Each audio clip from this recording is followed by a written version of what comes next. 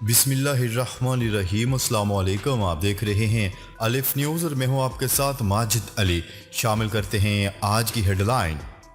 ترک صدر رجب طیب اردوان نے امریکی دباؤ کے باوجود روس سے S-400 میزائل سسٹم خریدنے کا اعلان کر دیا۔ امریکہ چین کے درمیان انڈو پیسیفک سمندر میں دنیا کی پہلی نئی سرد جنگ کا آغاز ہو چکا۔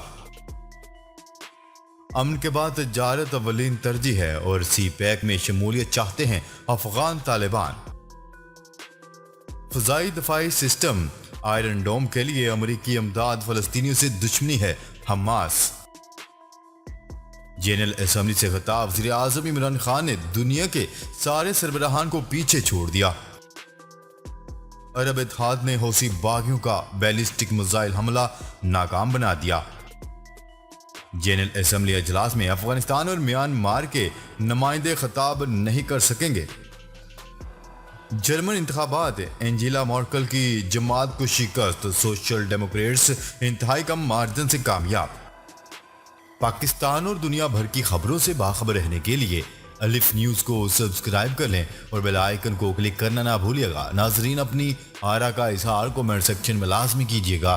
ہیڈ لائنز آپ نے جانی، اور بڑھتے ہیں خبروں کی تفصیلات کی طرف۔ ترکی اپنے دفاعی نظام سے متعلق فیصلوں میں نہ تو کسی سے ڈکٹیشن لے گا اور نہ ہی کسی دباؤ کو خاطر میں لائے گا۔ ترک صدر رجب طیب اردوان نے امریکی دباؤ کے باوجود روس سے S-400 میزائل سسٹم خریدنے کا اعلان کر دیا۔ تفصیلات کے مطابق ترک صدر رجب طیب اردوان نے اس عزم کا اعادہ کیا کہ امریکہ کے دباؤ اور اعتراضات کے باوجود روس سے مزید S-400 میزائل ڈیفنس سسٹم خریدیں گے۔ S-400 سسٹم روسی ساختہ ایئر ڈیفنس سسٹم سابق سوویت یونین کی اہم عسکری باقیات میں سے ہے، لیکن پرانی ٹیکنالوجی ہونے کے باوجود یہ نظام انتہائی طاقتور ہے کہ 300 کلومیٹر کی بلندی تک پرواز کرتے ہوئے کسی بھی طیارے کو بآسانی تباہ کر سکتا ہے۔ عالمی خبرساں ادارے کی رپورٹ کے مطابق ترک صدر رجب طیب اردوان نے ایک انٹرویو میں کہا ہے کہ ترکی اپنے دفاعی نظام سے متعلق فیصلوں میں نہ تو کسی سے ڈکٹیشن لے گا اور نہ ہی دباؤ کو خاطر میں لائے گا۔ ترک صدر رجب طیب اردوان نے روس سے S-400 میزائل سسٹم خریدنے سے متعلق کہنا تھا کہ ہم نے 2019 میں امریکہ کی مخالفت مول لے کر یہ سسٹم خریدا، کیونکہ ہماری اولین ترجیح ملک کی سلامتی ہے اور ضرورت پڑی تو مزید میزائل ڈیفنس سسٹم بھی خریدیں گے، چاہے کوئی ناراض ہو یا نہ۔ ترک صدر رجب طیب اردوان کا مزید کہنا تھا کہ ترکی نے امریکہ نے $1.4 ارب کی ادائیگی کے باوجود اب تک F-35 اسٹیلتھ طیارے فراہم نہیں کیے، تاہم اس کے باوجود ہم روس سے S-400 میزائل ڈیفنس سسٹم کی خریداری جاری رکھیں گے۔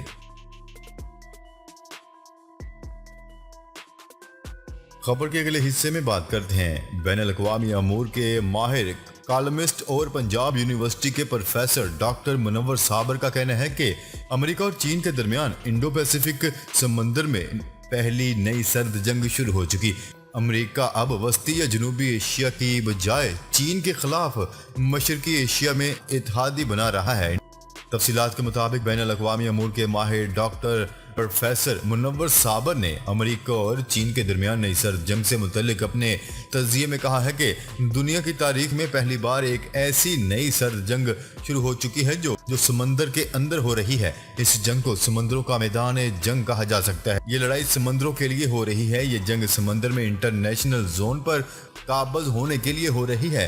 انٹرنیشنل زون میں کسی بھی ملک کے بحری جہاز گھومتے رہیں یا کھڑے رہیں، ان کو کوئی نہیں روک سکتا، یعنی گہرے سمندر یا انٹرنیشنل سمندری حدود پر کسی ملک کا قبضہ نہیں ہے۔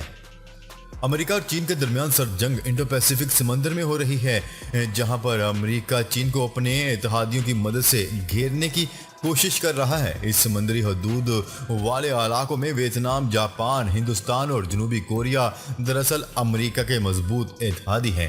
جنگ عظیم دوئم کے بعد سے اب تک جنوبی کوریا کی سیکیورٹی کا بندوبست امریکہ خود کرتا ہے، چونکہ اس کے ساتھ شمالی کوریا ایک نیوکلیر پاور ہے۔ اس طرح جاپان بھی ایشیا کا ایسا ملک ہے جو امریکہ نصر و رسوخ سے نہیں نکل سکا۔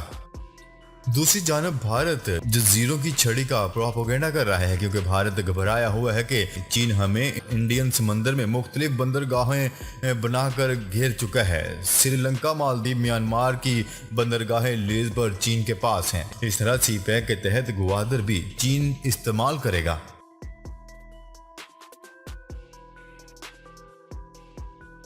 خبر کے اگلے حصے میں بات کرتے ہیں۔ طالبان ترجمان ذبیح اللہ مجاہد نے کہا ہے کہ ہم سی پیک میں شمولیت چاہتے ہیں اور اول ترجیح تجارت کا فروغ ہے، جبکہ افغانستان کو پشاور سمیت پاکستان کے دیگر علاقوں سے منسلک کیا جائے۔ انہوں نے کہا ہے کہ اب افغانستان میں تعمیری کام ہوں گے، سڑکیں، پل اور لوگوں کے لیے گھر بنے۔ تاہم ساتھ ہی انہوں نے خبردار کرتے ہوئے کہا ہے کہ اگر کوئی لڑائی یا حملے کی خواہش رکھتا ہے تو اسے سخت جواب دیا جائے گا۔ پاکستان ہمارا ہمسایہ ملک ہے اور اس کا موقف قابل تحسین ہے۔ انہوں نے کہا ہے کہ قطر اور ازبکستان سمیت بعض دیگر ممالک نے بھی مثبت موقف اپنایا ہے۔ طالبان ترجمان نے کہا ہے کہ 6 روز قبل چین اور روس نے بھی ہماری حکومت کے حق میں اقوام متحدہ میں بات کی اور کئی ممالک نے امریکہ اور عالمی برادری کے سامنے ہمارے حق میں آواز اٹھائی۔ ہم کسی کے ساتھ جنگ نہیں چاہتے اور بیشتر مقامی علماء اکرام، عمائدین اور مجاہدین ہمارے ساتھ ہیں۔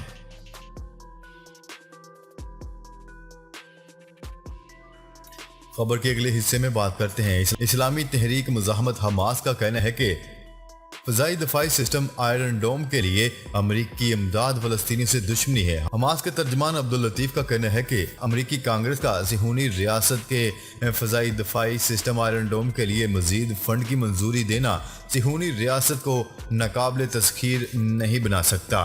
فضائی دفاعی سسٹم آئرن ڈوم کے لیے امریکی امداد فلسطینیوں سے دشمنی ہے۔ امریکی کانگریس کی طرف سے آئرن ڈوم کے لیے $1 ارب کی فنڈنگ امریکہ کا فلسطینیوں کے خلاف مسلسل تعصب اور قابض اور مظالم اسرائیلی ریاست کے مظالم کی حمایت کی عکاسی کرتا ہے۔ فلسطینیوں کے خلاف دشمنی اور مظالم میں امریکہ اسرائیل کے ساتھ برابر کا شریک ہے۔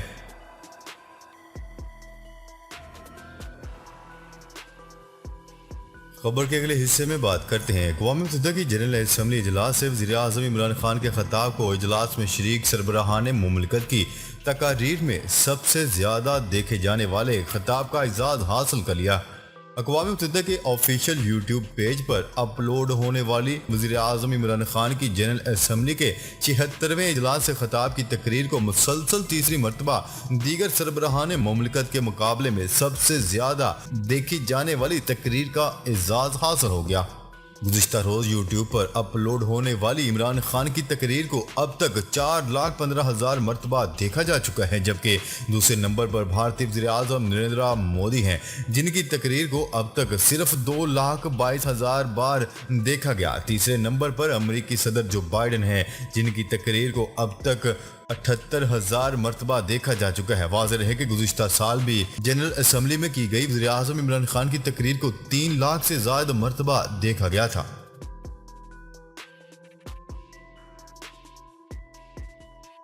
خبر کے اگلے حصے میں بات کرتے ہیں۔ عرب اتحاد نے نجران کی جانب داغے گئے حوثی باغیوں کے بیلسٹک میزائل حملے کو ناکام بنا دیا۔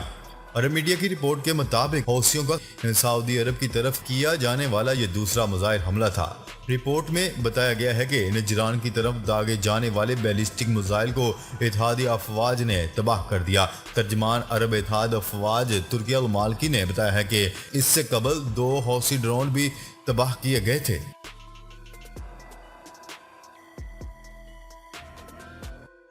خبر کے اگلے حصے میں بات کرتے ہیں۔ اقوام متحدہ کی جنرل اسمبلی اجلاس میں افغانستان اور میانمار کے نمائندے خطاب نہیں کر سکیں گے۔ خبرساں ایجنسی کی رپورٹ کے مطابق طالبان نے اقوام متحدہ میں افغان وزیر خارجہ امیر خان متقی کو خطاب کی دعوت دینے کے لیے خط لکھا گیا تھا۔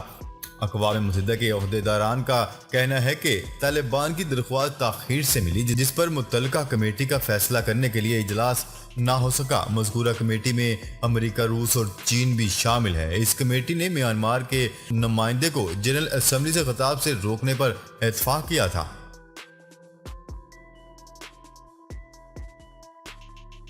خبر کے اگلے اور آخری حصے میں بات کرتے ہیں۔